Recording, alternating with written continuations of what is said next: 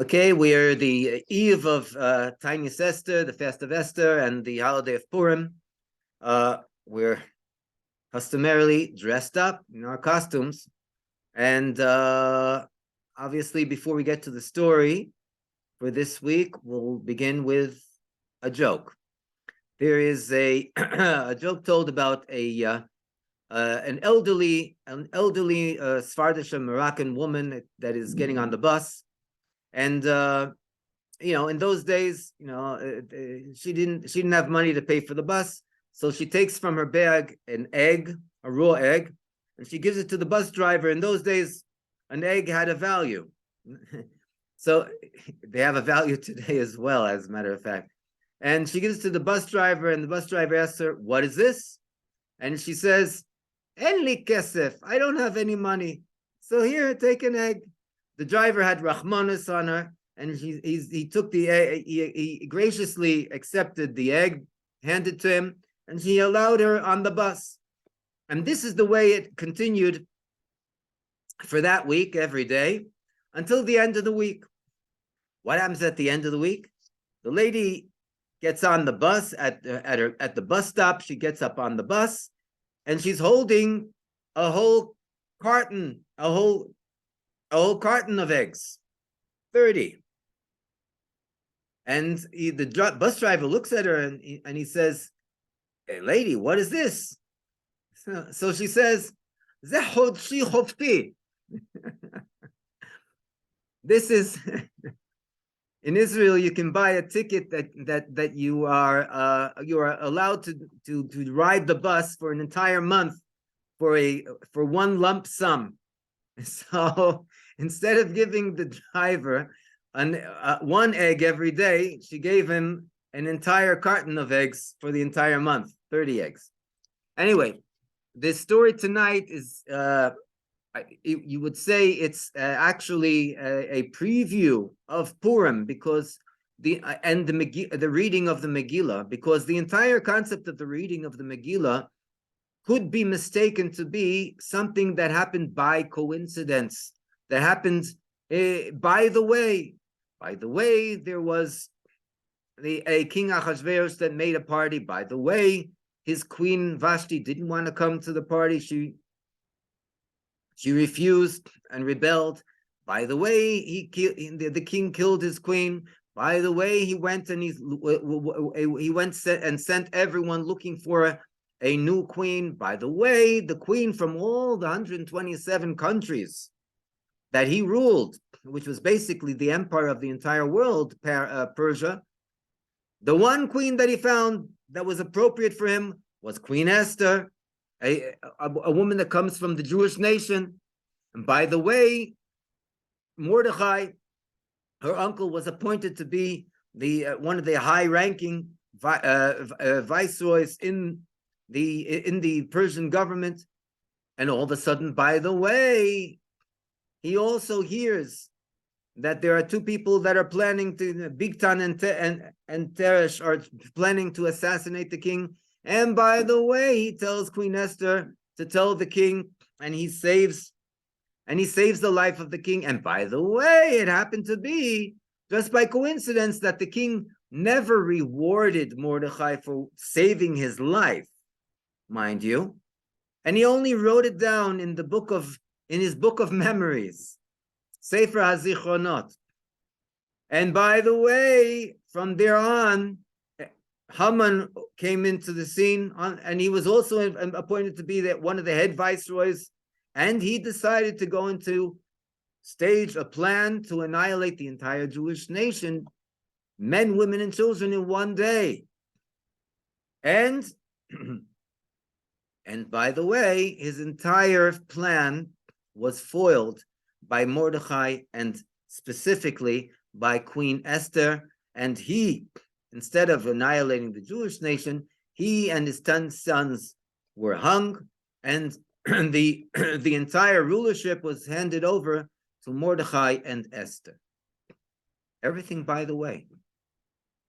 One could have come to the mistake and say that it was all by the way. But when we look into the details and the fine details of the Megillah, we come to the conclusion that Nothing in the Megillah happened by coincidence.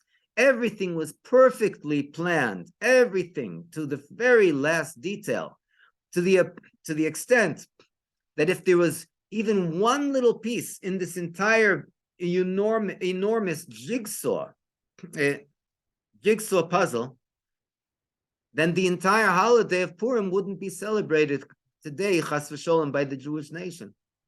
Something would have been different. Something would have been totally another way.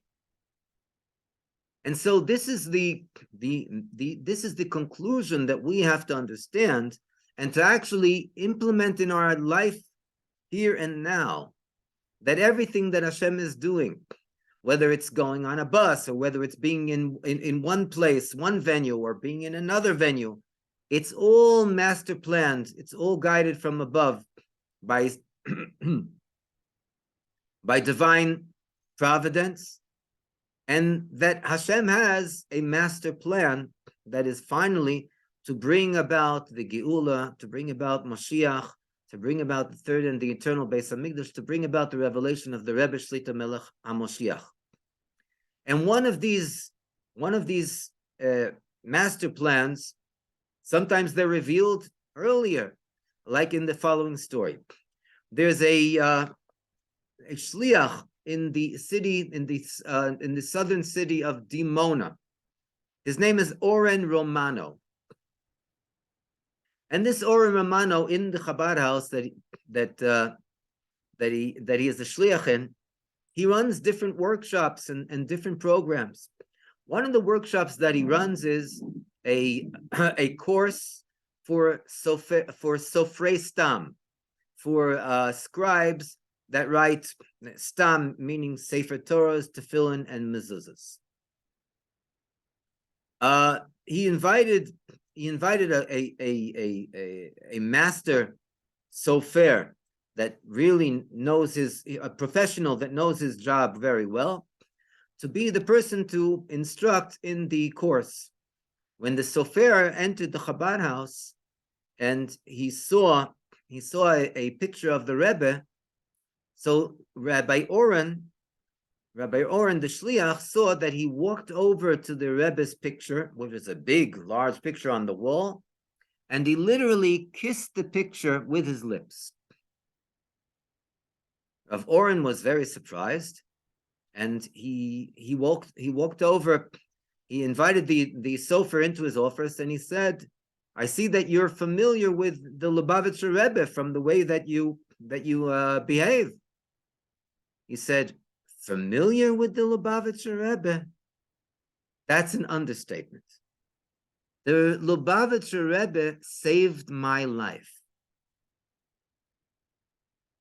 And saying this, he unraveled the following story. He said that among the things that he is a professional in his professions, he is also a shochet, a ritual slaughter. And he, from time to time, would travel to different countries in the world in order to go and to do a shchita, to have to provide kosher meat, and it would be brought to Israel. One of these trips, he had to Mexico in Central America. And while he was in Mexico, he obviously did his job, and he was there for a few weeks preparing meat, shechting meat, until finally his time was up over there, and it was he was ready to go back home to Israel. He said that he packed his stuff quickly, and he ordered a taxi to take him to the airport. He gets into the taxi with his things, with his luggage, and the taxi sets off towards the airport, or at least that's what he thought the taxi was going to. As the taxi was driving, so the driver all of a sudden he took a turn, and the shochet, who is in our case the sofer, he thought that the taxi driver was taking a detour and he was taking a shortcut to get to the airport faster. But as they drove, he saw that they were going out of the city, and they were entering the jungle, and they were getting deeper and deeper into the jungle, and he noticed that this is not the way, obviously, to the airport. So he started to worry, and he told the driver, listen, I'll give you all the money that I have, but please take me to the airport. The driver didn't even bother to turn around, and he said, listen, you can keep your money because you only have a few more minutes to live. Without saying what he meant. And then he looked in the mirror, in the side view, in the rear view mirror, and the shochet saw the eyes and the face of a killer. Unbelievable hatred that was on this taxi driver's face. As he's driving, and the shochet doesn't know what to do. He sees the image of the Lubavitcher Rebbe come to him in the car, in the taxi. And the Rebbe isn't talking, but the Rebbe is only pointing to his luggage. And the Sheikhet thinks to himself, why is the Rebbe here? Why is the Rebbe pointing to my luggage? And the Rebbe gives him a reassuring look that he shouldn't worry and that everything will be okay, and that he should have strong trust and belief in Hashem. Then, as he looks at his luggage, he remembers that, as not in usual cases, where he usually packs away his long, big shechting knife, and it's all packed up in his suitcase. He was in a rush, and he put his shechita knife on the outside, and it was literally at hand. He doesn't think much.